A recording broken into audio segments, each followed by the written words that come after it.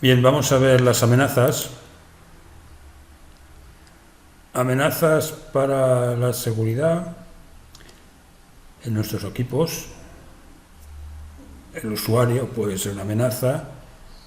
La amenaza lógica, que es la que estamos comentando del malware, y la física.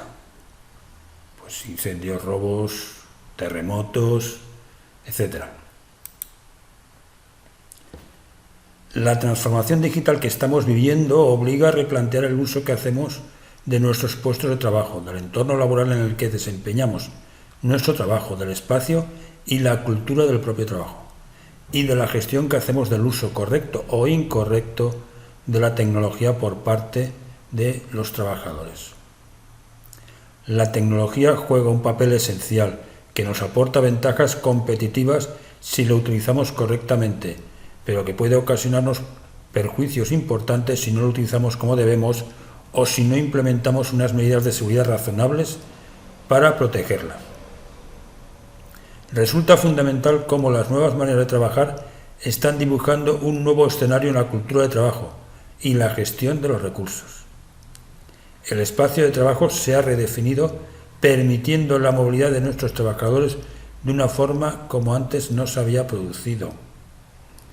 Acordaros de lo que pasó en el confinamiento de la pandemia de la COVID, el boom del teletrabajo. Como se dice ahora, el perímetro se ha perdido, lo que quiere decir que ya no sirven las herramientas y protocolos de seguridad que se implementaban hace unos años cuando la información no era accesible desde el exterior de la empresa. Como vamos dejando entrever a lo largo de este curso, la seguridad de la información se ocupa de la protección de la información y de los sistemas de información, del acceso, uso, divulgación, interrupción o destrucción no autorizada con independencia de su formato. Además, para proteger esa información podremos aplicar medidas de seguridad tanto físicas, videovigilancia, biometrías, como lógicas, contraseñas, cifrados. Debemos plantearnos, ¿qué ocurriría si esa información cae en manos de terceros? ¿Podría perder ventaja competitiva? O sea, que perdiese información de mi negocio. ¿Podrían cometer un delito con esta información? ¿Estarían desvelando datos privados de los clientes o violando derechos de los consumidores? Porque según la LOPD-GDD, en estos casos podríamos ser sancionados. Y no nos va a servir como excusa el no lo sabía. Debemos ser conscientes de que el desconocimiento de una ley no se exime de tener que cumplirla. ¿Y si perdemos o se destruye esa información, cómo nos afectaría? ¿Qué debemos preguntarnos? ¿Es información crítica y necesaria para el desarrollo de nuestro negocio? ¿El coste de recuperarla o de volver a generarla sería muy alto? ¿Podría darse una hipotética situación en la que no pudiese recuperar la información? Estas son tres preguntas fundamentales. Y te las voy a repetir porque en la empresa nos tenemos que preguntar constantemente hasta que lleguemos a un punto que hayamos dado solución a estas amenazas. Es la información que tenemos, lo que tenemos en nuestros discos duros, ordenadores portátiles, etcétera, en la empresa, ¿es información crítica y necesaria para el desarrollo de nuestro negocio? ¿Qué pasa si perdemos nuestra base de datos de clientes o de los pedidos del día o de los albaranes del mes o de la facturación? ¿El coste de recuperarla o de volver a generarla sería muy alto? O digamos, imposible.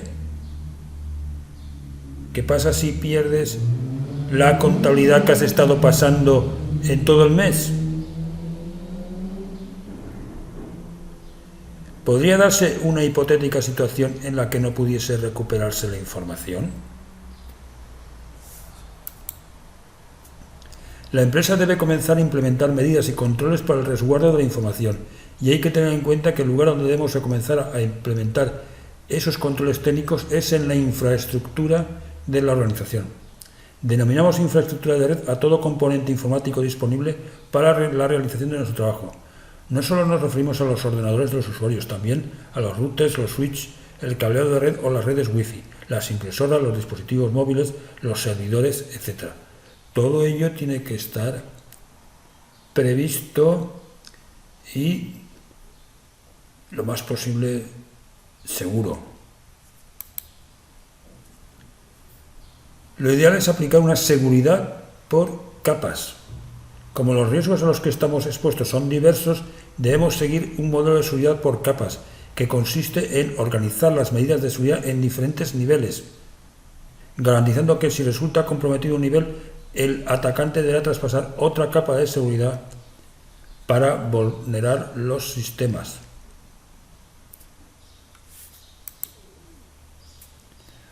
Comunicaciones y networking. Uno de los principales problemas que tienen las pymes hace referencia al router que le facilita a su proveedor de comunicaciones para disponer de servicios de acceso a Internet. El 100% de estos dispositivos se ponen en marcha con la configuración por defecto de usuario, administrador del dispositivo y contraseña, y muy pocos cambian esa configuración posteriormente. Resulta que soy un delincuente, un ciberdelincuente, y bueno, y voy a hacer ingeniería social. Me voy a poner en una de esas subcontratas, voy a intentar entrar en una de esas subcontratas que instalan routers en viviendas y en oficinas, etc. Tienen un puesto de peón de almacén. Entro como tal y bueno, en un momento dado, pues con mucho cuidado abro los routers, las cajitas y empiezo a echar fotos. Ahí hay la cajita del router tiene la contraseña del mismo, ¿no? Cuando quieres ver la contraseña de tu wifi en la empresa o en tu casa, si no te acuerdas, coges el router, miras por abajo y hay una etiqueta. Bueno, hago unas cuantas fotos, las máximas posibles, y bueno, a los 4 días me despido. Ya tengo una buena información ahí. Esto permite de una forma muy sencilla acceder desde el exterior al dispositivo para poder cambiar la configuración del mismo. Por ejemplo, un atacante podría cambiar los servidores DNS a los que el router hace las consultas cuando navegamos por Internet, redirigiendo el tráfico hacia servidores ilegítimos. De esta forma, un atacante puede tener acceso al tráfico de nuestras comunicaciones externas, conociendo dónde navegamos e identificando nuestros usuarios y contraseñas de acceso. Vamos a ver esto del esquema cliente-servidor. Tenemos los ordenadores, los dispositivos, ordenador de sobremesa, portátil, móvil. Por Internet comunicamos a nuestro servidor, que puede ser el servidor de nuestra web, el servidor de la empresa. Bueno, uno de los errores más frecuentes, particularmente en las pymes, es la descentralización de la información. Entre las desventajas de tener la información distribuida en muchos equipos de la red, y particularmente en puestos de trabajo, se encuentran problemas de disponibilidad. Algunos usuarios de la red pueden necesitar información y no saber dónde encontrarla o cómo ubicar a quien sabe dónde está almacenada. Confidencialidad. Alguna información no controlada podría ser accedida por personas no autorizadas para tal fin. Dificultad para hacer backup. Es extremadamente complejo mantener un backup completo de la información disponible en todos los puestos de trabajo. Puede darse el caso de que información valiosa no tenga copias de respaldo. Esto no quiere decir que no sea bueno tener este esquema de cliente-servidor, que no sea bueno tener servidores, todo lo contrario. En el curso pues he puesto la utilización de los NAS, que me parece un instrumento de seguridad y también para otras cosas como el teletrabajo, sencillo de utilizar y que nos da grandes ventajas. Por lo tanto, políticas de almacenamiento. La existencia de un servidor de archivos no significa que cualquier tipo de archivos deban ser almacenados allí por cualquier tipo de personas. Es por ello que es necesario definir las políticas de almacenamiento para el servidor de archivos. En definitiva, hay que dejar muy claro e implementar las medidas para conseguirlo, a qué información puede acceder cada usuario y a cuál no. Redundancia. Cuando todos los datos están almacenados en un único equipo, normalmente un servidor de ficheros, la criticidad de ese servidor aumenta, siendo imprescindible contar con un sistema de backup de la misma. Utilizar sistemas de redundancia que permitan la continuidad del negocio en el caso de que el disco duro donde se almacena la información tenga algún fallo mecánico. Los NAS solemos ponerle 2 discos y se suele hacer, y el NAS internamente lleva una copia de seguridad de un disco a otro. En un disco vamos almacenando constantemente y cada X tiempo, cada día, cada semana, cada mes, se hace backup, se hace una copia de seguridad en otro disco.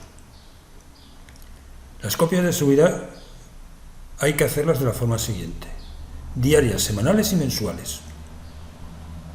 ¿Por qué? Porque, bueno, me ha entrado un virus y resulta que, bueno, es que la copia de seguridad de lo de este día no me va a servir porque probablemente tenga el virus. Me voy a la semana. ¿Qué pasa? He perdido datos de una semana. Bueno, y así. Amenazas actuales. Desde la aparición de los virus informáticos en la década de los 80, los códigos maliciosos han evolucionado encontrando nuevas características y métodos de propagación para afectar a los usuarios. Por un lado, es importante poder clasificarlos para conocer la diversidad de amenazas existentes, sus características, sus metodologías, sus índices de infección, etc. La clasificación es importante para comprender lo que representa la amenaza del malware en la actualidad. Sin embargo, debemos recordar que todos estos tipos de malware poseen un factor común: hacernos daño. Por lo tanto, la protección de amenazas debe abarcar todas las clases de códigos maliciosos, ya que cualquiera de ellos es un riesgo para nuestros intereses. Como hemos dicho y como estamos viendo, tenemos 2 tipos de amenazas: las lógicas y las físicas. Lógicas como software incorrecto, herramientas de seguridad, puertas traseras, canales cubiertos, virus, gusanos, caballos de Troya. Físicas: robos, sabotajes, destrucción de sistemas, fallos en el sistema eléctrico, condiciones atmosféricas, catástrofes naturales. Las amenazas lógicas comprenden una extensa serie de aplicaciones que amenazan la integridad de los sistemas informáticos y que pueden ser de 2 tipos principales: malware, software malicioso, aplicaciones diseñadas intencionalmente para dañar el sistema o para proporcionar acceso al mismo. Bugs o errores de programación, software mal diseñado que por error ocasiona un agujero de seguridad que pueden acabar provocando los mismos riesgos que el malware.